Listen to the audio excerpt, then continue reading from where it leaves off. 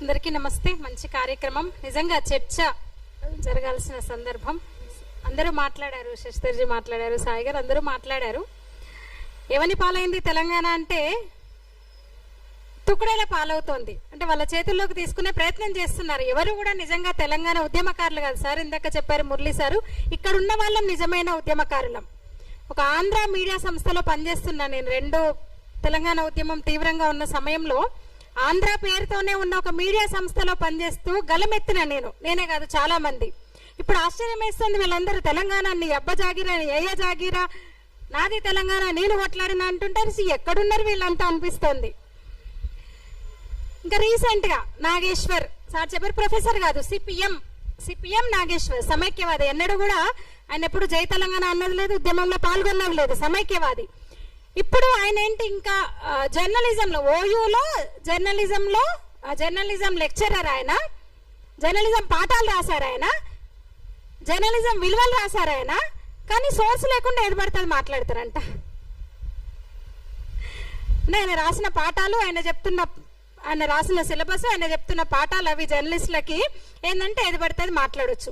సరే మాట్లాడినాడు, అవతల నుంచి ఒక్కసారిగా కౌంటర్ మొదలవగానే వెనక్కి తగ్గాడు, సారీ కూడా చెప్పినాడు ఆయన. మళ్ళీ ప్రాంతం ఎందుకు వచ్చింది అంటే తెలంగాణ అంటే నాగేశ్వరం అంటే తెలంగాణనా? పక్కన కూర్చున్న వాళ్ళు ఎంతెవరు, ఎప్పుడు తెలంగాణని సపోర్ట్ చేసిన వాళ్ళు కాదు, పక్కన కూర్చున్న వాళ్ళు సమైక్యవాదులు. ప్రాంతం ఎందుకు వచ్చిందంటే అవతల పవన్ కళ్యాణ్ సనాతనం అంటున్నాడు కాబట్టి హిందువుగా నేను సనాతన సారథిని నేను అని జాతీయవాదాన్ని వినిపిస్తున్నాడు. జాతీయవాద పార్టీ ఆధ్వర్యంలోని ఎన్డీఏలో కూటమిగా ఉన్నాడు కాబట్టి వీళ్ళ టార్గెట్ అన్నమాట. అక్కడ కులము వచ్చింది, ప్రాంతం వచ్చింది. ఎంత సిగ్గుపడాల్సిన విషయం అంటే నిజంగా ముసుగు తీసేశాడు. మళ్ళీ నేను ఒప్పుకున్నాడు, నేను కమ్యూనిస్టునే ఒప్పుకున్నాడు, ఆ ముద్ర వేసినా నాకు సంతోషం అనేది అన్నట్టున్నాడు. అదేంది మరి, ఇంకా జర్నలిస్ట్ ఎట్లా అవుతాడు ఆయన, ఎనలిస్ట్ ఎట్లా అవుతాడు, విశ్లేషకులు ఎట్లయితాడు, విశ్లేషకుడు అవుతాడు ఆయన. అంటే సమాజం మీద విషం రుద్దడమే, విషాన్ని చిమ్మడమే పనిగా నాగేశ్వర్ పెట్టుకున్నాడు. వీళ్ళ అంతే, వీళ్ళ ఎజెండా క్లియర్ గా అర్థమవుతుంది. కర్నూలులో కోవా బన్ను చిన్న విషయం జరిగితే కర్నూలు దాకా పోయినారు వీళ్ళంతా. కోవా బన్ను వలి అనుకుంటే వలికి మద్దతుగా అదే ఏపీకి వెళ్ళారు, కర్నూలు దాకా వెళ్ళారు, కోవా బన్నులు తినొచ్చారు, ఓదార్చారు, లక్షలు ఇచ్చేసి వచ్చినారు. పవన్ కళ్యాణ్ ఒక మాట అనేసరికి మళ్ళీ ఏపీ వద్దంట, లేదంటే మార్వాడీస్ గోబ్యాక్ అంటారు. ఏమైంది మార్వాడీస్ గోబ్యాక్ ఉద్యమం, ఎందుకు ఆపినారు మీరు మళ్ళీ అంటే ఏం ముట్టింది మీకు, ఎందుకు మీరు ఆపారు? ఇది ఎన్ని రోజులు ఉంటుంది ఇప్పుడు ఎత్తుకున్న ఉద్యమం? ఎంతమందిని తరిమేస్తారు? ఆంధ్ర వాళ్ళనో లేదా వేరే రాష్ట్రం వాళ్ళనో మార్వాడీస్నో మీరు ఈ ఉద్యమం పేరుతో ఎంతమందిని తెలంగాణ నుంచి వెళ్ళగొట్టారు, ఇంకా వెళ్ళగొడతారు? అది చెప్పండి ముందు. అంటే మీకు అందరూ రాజకీయ పార్టీలు వాళ్ళ బిజీలో వాళ్ళు ఉన్నారు, మీకు పూట గడవాలి. పబ్లిక్ ఎవరు తెలంగాణ శ్యామ్ అంట, పృథ్వీ అంట, ఎవరు అంట. అప్పుడెప్పుడు మార్వాడీస్ గోబ్యాక్ మూమెంట్ నుంచి వచ్చారు వాళ్ళు, ఎన్నడూ రోహింగ్యా గోబ్యాక్ అనలేదు. మరి వాళ్ళు మాత్రం ముద్దు. అంటే వీళ్ళ కమ్యూనిస్టులు అంటే వాళ్ళ భావజాలమే అది.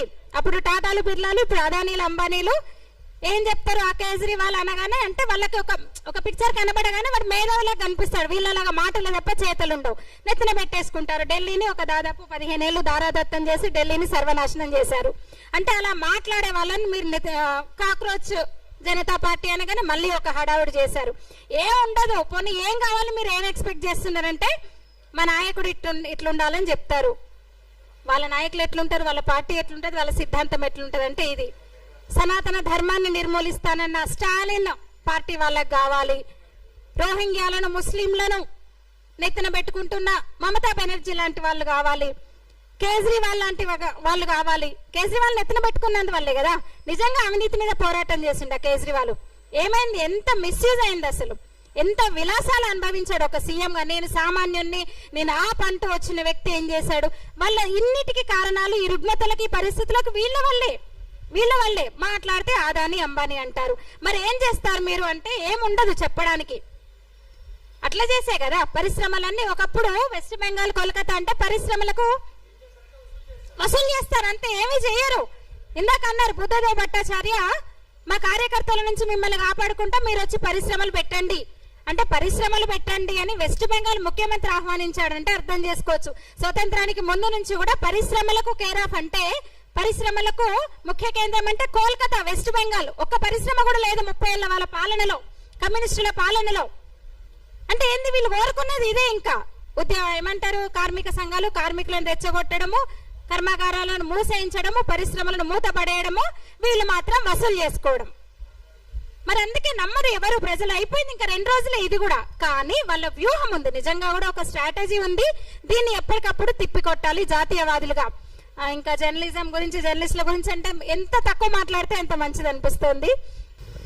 జై తెలంగాణ. మనం అందరం ఇట్లా సల్లవనం కాబట్టి కమ్యూనిస్టులు అందరూ మన మీద దాడులు చేస్తున్నారు. ఒక్కసారి గట్టిగా జై తెలంగాణ, జై తెలంగాణ.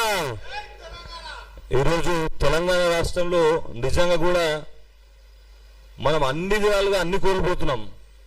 ఒకటే అంశం మాట్లాడుతున్నాం. ఇప్పుడు మనకున్న హక్కులను కోల్పోతున్నాం, రాజ్యాంగ హక్కులను కోల్పోతున్నాం. ఎలా అంటే ఈరోజు మన గుళ్ళపైన దాడి చేస్తే మనం మాట్లాడలేని పరిస్థితుల్లో ఉన్నాం.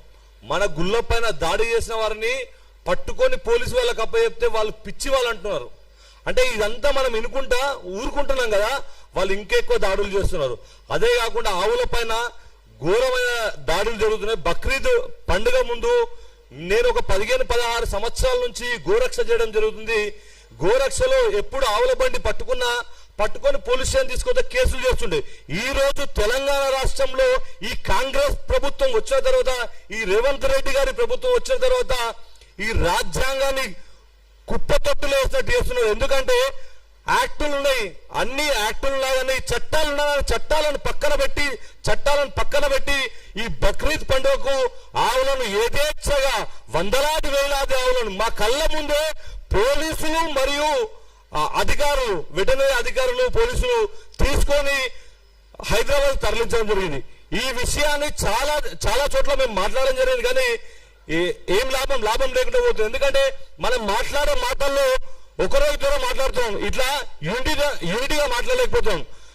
ఫస్ట్ ఏం జరుగుతుందంటే మనం అందరం యూనిటీ కాకపోవడమే మన బ్యాడ్ లక్ గా, మన దరిద్రంగా మనం భావిస్తున్నాం. ఎందుకంటే ఎవరో ఒకరు మాట్లాడే వరకు ఈ రోజు ఆవులను పట్టుకోవాలని మన పిల్లలు చాలా మంది పోతుంటే వాళ్ళ పైన కేసులు అవుతున్నాయి. వాళ్ళని రౌడీలుగా చిత్రిస్తున్నారు, వాళ్ళను దేశ ద్రోహులుగా చిత్రిస్తున్నారు, వాళ్ళని రౌడీ షీటర్లుగా చిత్రిస్తున్నారు.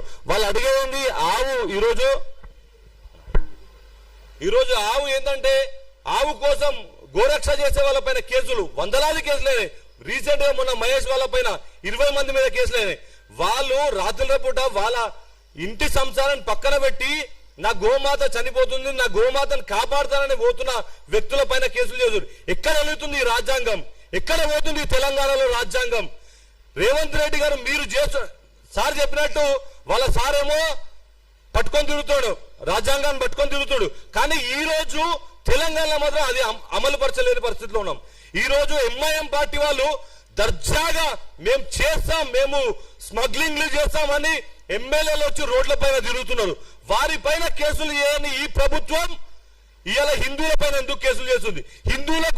ఈ తెలంగాణలో ఈ హిందువులకు చట్టాలు లేవా, న్యాయాలు లేవా? హిందువుల పైన ఎందుకు ఈ అణచివేత? దీనిపైన ఖచ్చితంగా చర్చ జరగాలి.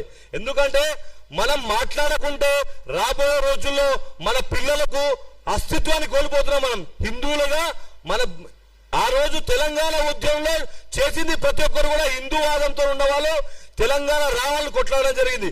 ఎంఐఎం పార్టీ ఏ నాడు కూడా తెలంగాణ ఉద్యమంలో సపోర్ట్ చేయలేదు. తెలంగాణ ఉద్యమంలో ఒక నాయకుడు వచ్చి రోడ్డు పైన నిలబడ్డోడు లేడు.